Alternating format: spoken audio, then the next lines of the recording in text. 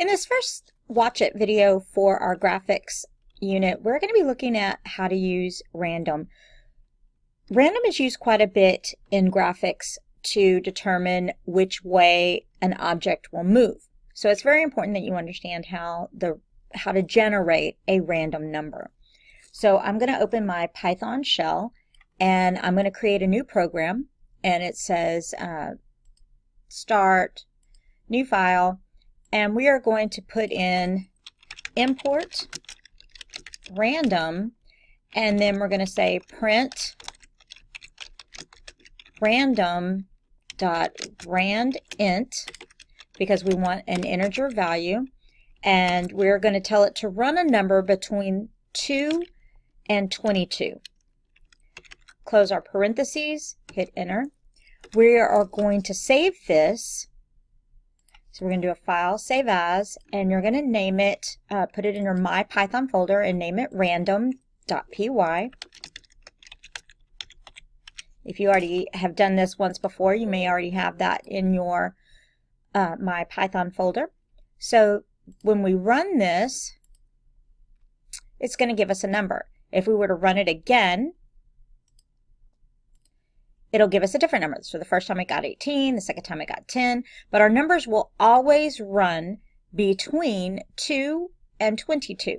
So if we need different numbers, we can change the values here and decide how many numbers we want it to try to come up with.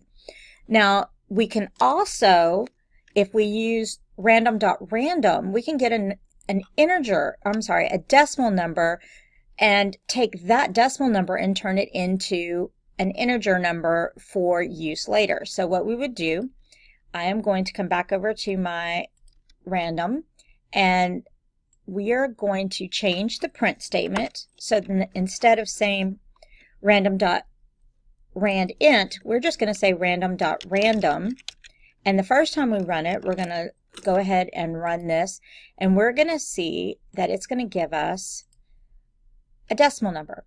Now, if I wanted to convert this decimal number into an integer number, I'd have to do something to it. So if we come back over to our random program, we could say, let's multiply it times 1 and see what happens when we multiply it times 1.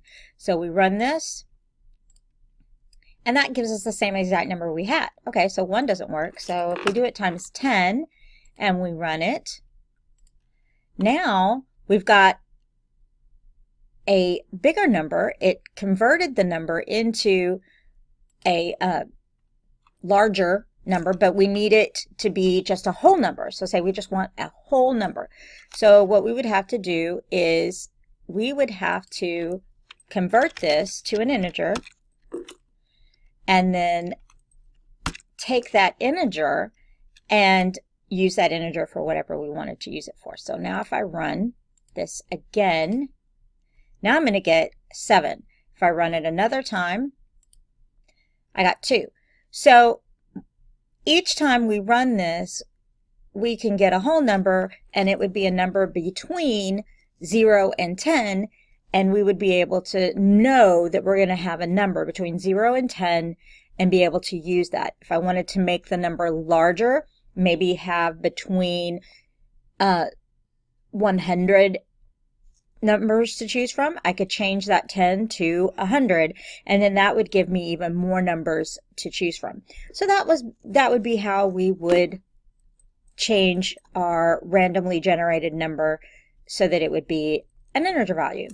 So I hope this is helpful whenever we get into programming some of our cool graphics where things are going to be moving around the screen.